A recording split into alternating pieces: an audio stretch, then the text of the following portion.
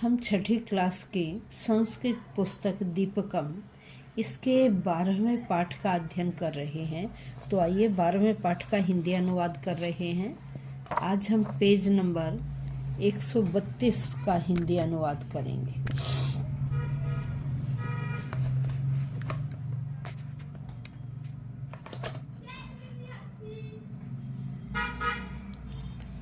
तो देखिए page number 132 पे जो हमने कल के क्लास में पढ़ा था वही श्लोक आज दोबारा से है। आलस्यम ही मनुष्याणाम शरीरस्थो महान रिपो नासत्युद्यम समो बंधु कृत्वा यम नावसीदति। अब यहाँ देखिए पदच्छेद दिया गया है, एक एक शब्द को अलग अलग करके दिया गया है। आलस्यम ही मनुष्याणाम शरीरस्थ महान रिपुः न अस्ति उद्यम समः बंधु कृत्वा यम न अवसीदति। कह रहे आलस्य, अब नेक्स्ट में अन्वय दिया गया। आलस्यम ही मनुष्याणाम शरीरस्थः महान रिपुः अस्ति उद्यम समः बंधु नास्ति यम कृत्वा न अवसीदति। अब भावार्थ दिया है इन्होंने। आलस्य मनुष्याणाम शरीरे स्थितः महान शत्रु अस्ति। कह रहे आलस्य मनुष्य के शरीर में स्थित महान शत्रु, सबसे बड़ा शत्रु अस्ति है।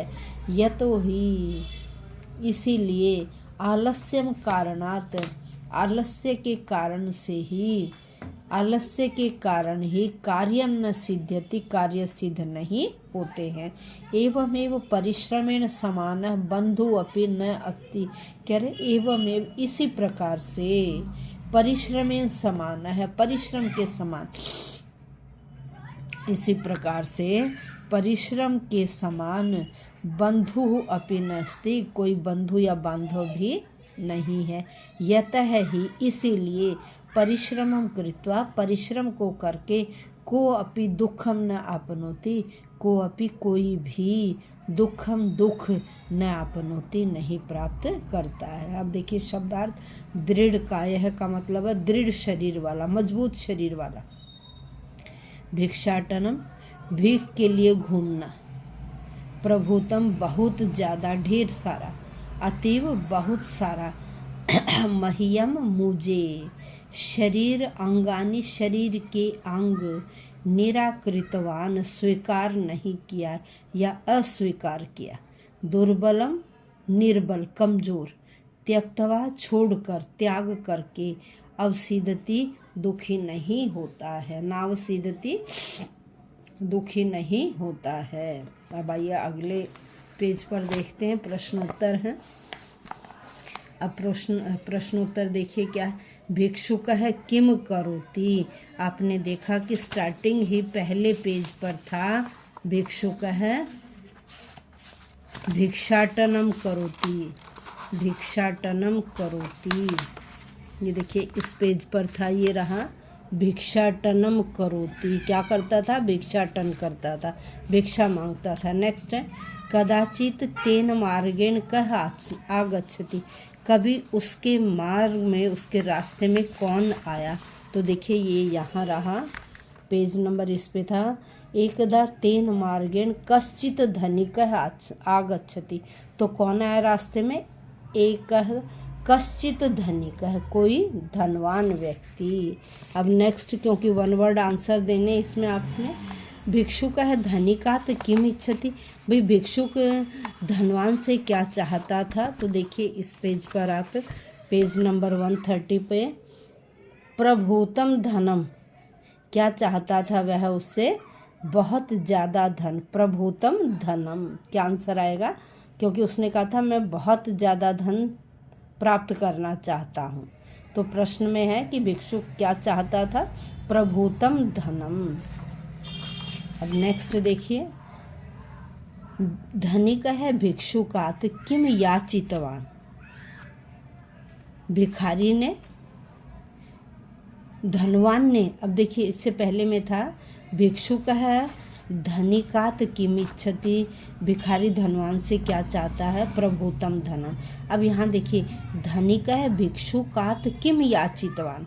अब धनवान ने भिखारी से क्या मांगा? धनवान ने भिखारी से क्या मांगा। देखिए इस पेज पर था कि पादौ यच्छ, तुम अपने दोनों पैर दे दो। क्या मांगा धनवान ने कि तुम अपने मुझे दोनों पैर दे दो।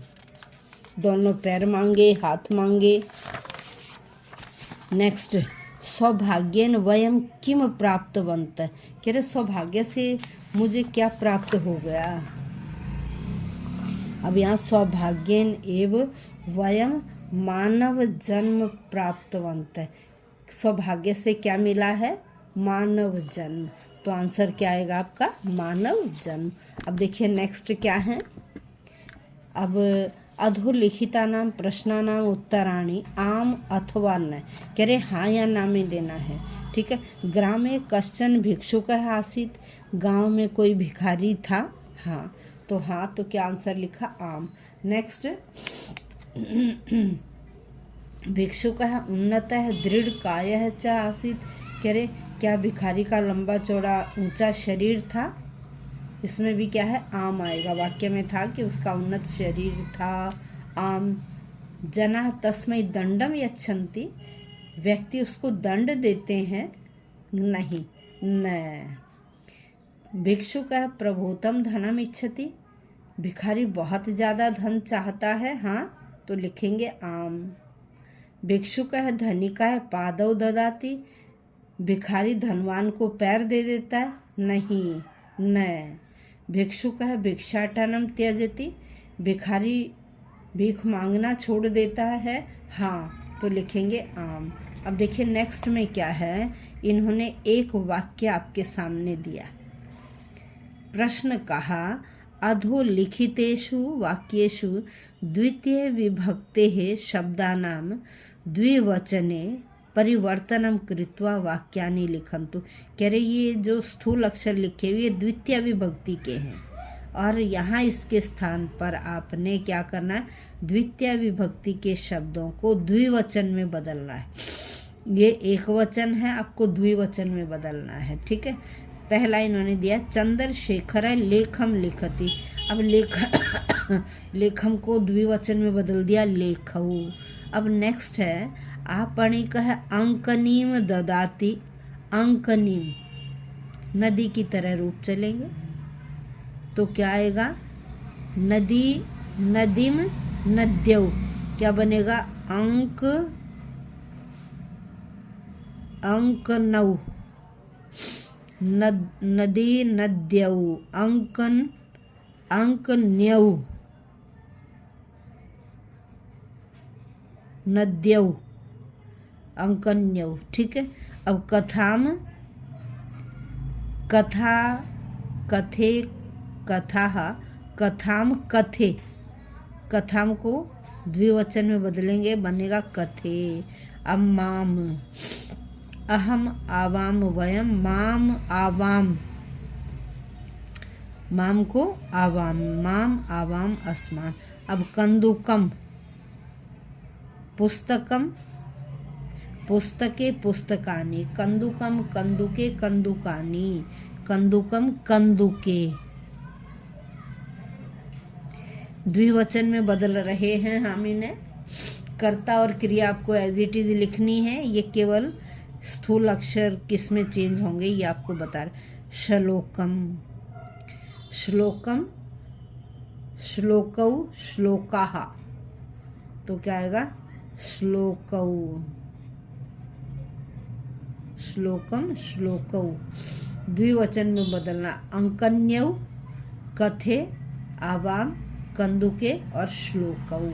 तो आज हमने पेज नंबर 132 और 133, 132 पे तो श्लोक और शब्दार्थ थे, और 133 पर आपके क्वेश्चन आंसर हैं। यह किए।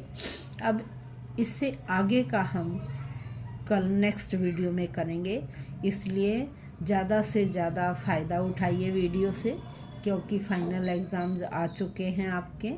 और खुद भी रिवीजन करिए, अपने और सहपाठियों को भी बोलिए कि वह भी इस वीडियो के माध्यम से रिवीजन करें और वीडियो से ज़्यादा फ़ायदा उठाएं। यदि कोई प्रॉब्लम है तो आप कमेंट बॉक्स में लिख सकते हैं, ताकि उसकी मैं वीडियो बनाकर अलग से डाल सकूं। धन्यवाद बच्चों।